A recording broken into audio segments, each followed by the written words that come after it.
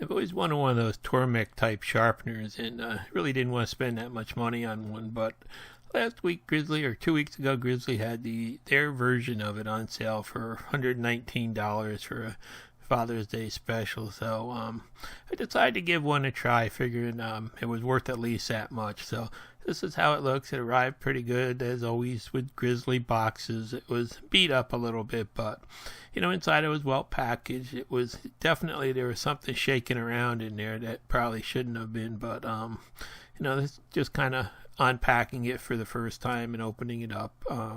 You saw it had a little plastic angle gauge in it, and then inside the top of it, there's actually there was a nice packaging for the wheel, and the wheel is quite heavy on this unit. It probably weighs just as much as the rest of the unit. Really nice looking wheel. I was surprised. It was all just sat in a nice padded pouch there, and had its own wrapping on there. It was really nicely cut out of whatever it was cut out of, and had a pretty nice hole in it. A little bit rough on both edges where you go into it, but the center of the hole looked really good.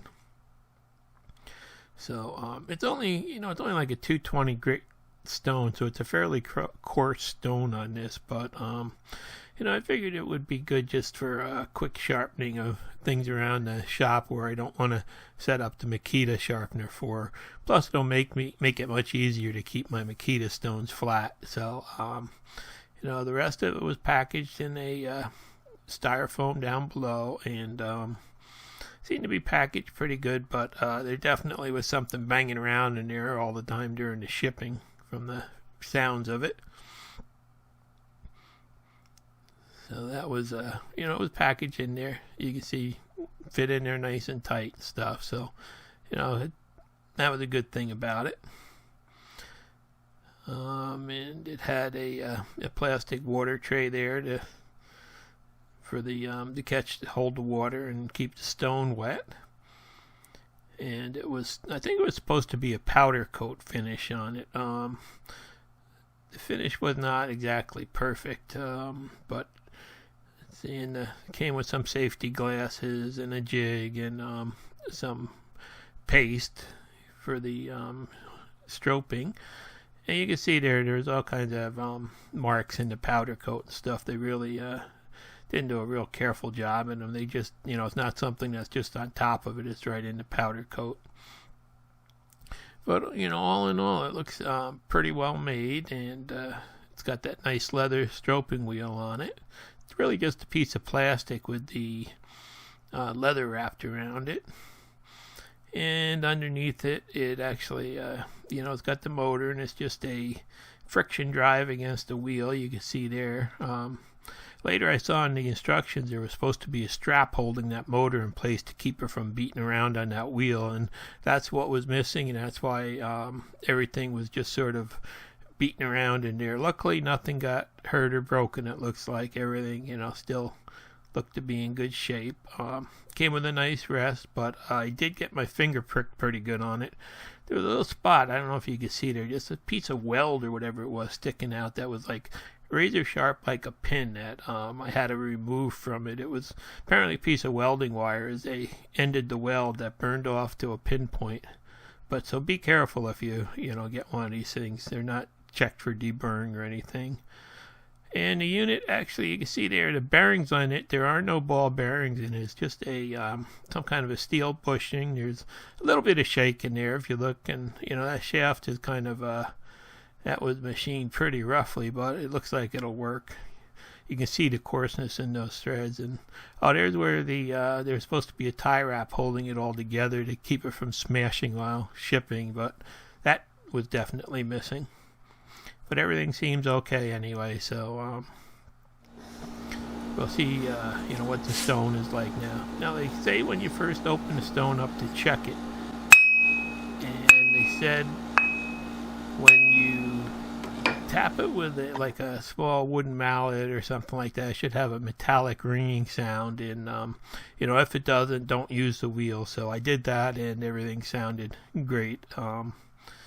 And the wheel's easy to put on. It's just a left-hand threaded nut there and a washer. And it comes with 4 little plastic thumb screws that actually just hold the guide rest on, and that fits right down in there nice. There is no adjustment on this, but I did see online where others have just put some threads on the outside of those shafts, or at least one of the shafts, and put a like an M12 nut on it, I think it was, to use for adjusting. They said to check for the parallelism of the guide to the stone, and actually it was dead on. I couldn't believe it. It did come in perfect. So now we're just going to turn it on and just see how everything ran. It did make a little bit of a funny noise every once in a while, but over time that basically has gone away. May have been a flat spot or something from when it was banged around during shipping.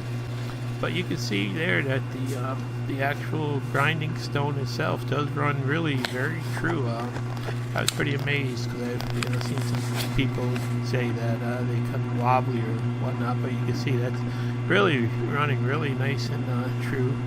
And the leather wheel, well, that one's kind of wobbly. It's only plastic, but that's got quite a bit of shake in it as it runs. But that doesn't matter quite so much. So it comes with this little plastic container for the water, and two places you can clip it on. You can clip it on in the high level there for when you're grinding, or lower for when you're done grinding. And it comes with a jig to hold things, but it doesn't look to be the best quality in the world. But I think it'll work. It's got a little bit of shake when you put it on the shaft here and stuff, and no way to really square things up to it. But it seems to be a good starting jig for getting going, and in the future I'll probably make some more. Now they said to add water to it before you try it, so I stuck in a liter of water, and I was pretty amazed how much water that stone actually soaked up quickly, because I filled it with water, turned it on, and the water is basically almost gone. And then I had to go back and actually put more water in it again. And that was just the first bottle of water that I needed. So then I decided to try sharpening one of my chisels that was in pretty bad shape. It was all cockeyed from grinding on the grindstone, and had some nicks in it and stuff. So I figured it would be a really good challenge for this machine. And you can see I turned it on, but the trouble is the wheel just didn't have enough water. It had soaked the rest of that water up there. So, basically you're not supposed to use it dry, so I had to stop quickly. But just those couple seconds, you can see how fast this thing's going to sharpen. It really does remove material quick. So time to get another liter of water and fill it up again. The stone does soak up quite a bit of water. And it's pretty amazing how with these smaller chisels and stuff, you really don't lose much of the water. It goes right back in the bin. Got that running. And, it really does run extremely smooth. No vibrations or anything like that. The stone just was true to start out with, so I'm real happy with that. And it does really remove a lot of material quickly. You can see that chisel was cockeyed, and basically had some big deep nicks in it, and that for a couple of seconds there I got half of them out, and then I just went back and I just did a couple more passes back and forth, and it's really great not to have to worry about burning the tip off like I used to do on my grinder all the time. I'd try to do a quick sharpening on the grinder and wind up with a blue tip when I was done. So this here actually, I was pretty amazed at the nice job it did quickly at squaring that back up and taking the nicks out and everything else. Now, it's not a razor sharp finish to start out with there, but it really did a good job for starting out. Then you have to turn it around. It's kind of a pain, but nothing you can do, and you have to also remove and switch around that guide shaft, which I think in the future I'm probably going to either make another one or try to buy another one from Grizzly, see if they have it available, just so you don't have to constantly switch it back and forth. that way you can just leave a setup for one side for the chisels with once you get the right angle, and just move them to the other side. Now it said to take that leather wheel and put a good coating of light machine oil in it. So I had about a quarter can of a sewing machine oil, real light machine oil. I figured I'd soak the wheel in, but it turned out that this leather was really thirsty. I couldn't believe how much, how quickly that soaked in and just kind of disappeared without really going too far. So I got out a quart of Marvel Mystery Oil, and I figured that's a real light oil, real nice, highly refined oil and stuff. And I've got a case of this stuff around from when I was younger, and I used to use it in all my cars. So I just started pouring that on there to get the leather soaked good. And it did really, plan on, if you get one of these things, that you're going to need like a full can of 3-in-1 oil or something like that, or any kind of a light oil, I guess, will do it. But you can just see how much I just kept pouring it on, and it just kept absorbing it. So it really did take a lot of oil to get that leather completely soaked.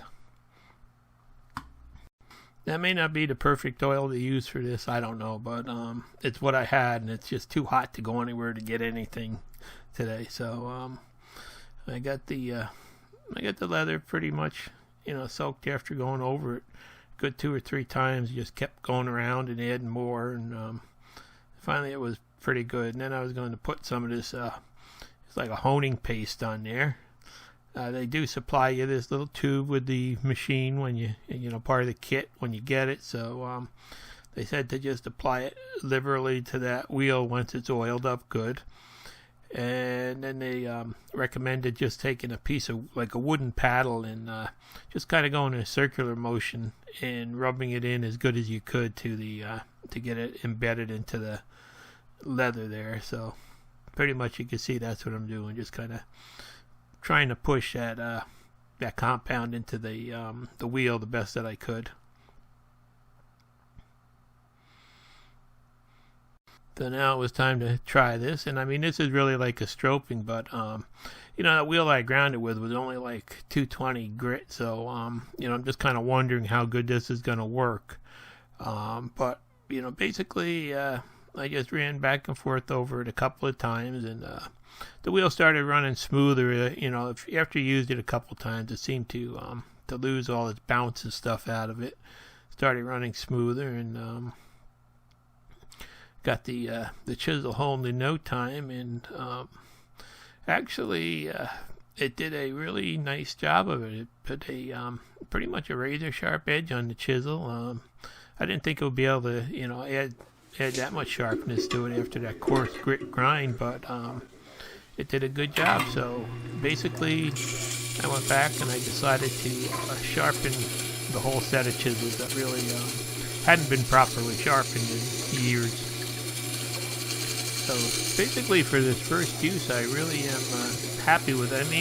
It could use some better guides and some better ways of squaring things up and stuff, but geez, that $119 it costs is probably just about what the wheel is worth anyway, so I can't complain about that. But there you can see just kind of squaring up another one, and that one was off too. This is my old chisel set that I've been using for 30 years, so don't laugh because I don't have a good set of chisels, but they've gotten me by, and now basically after about 15 minutes they're all razor sharp again and ready to go. So in the end, I wouldn't want to pay a lot more for it, but I really feel I got my money's worth with it, and I'm going to have to do some work to make up a couple more jigs, I think.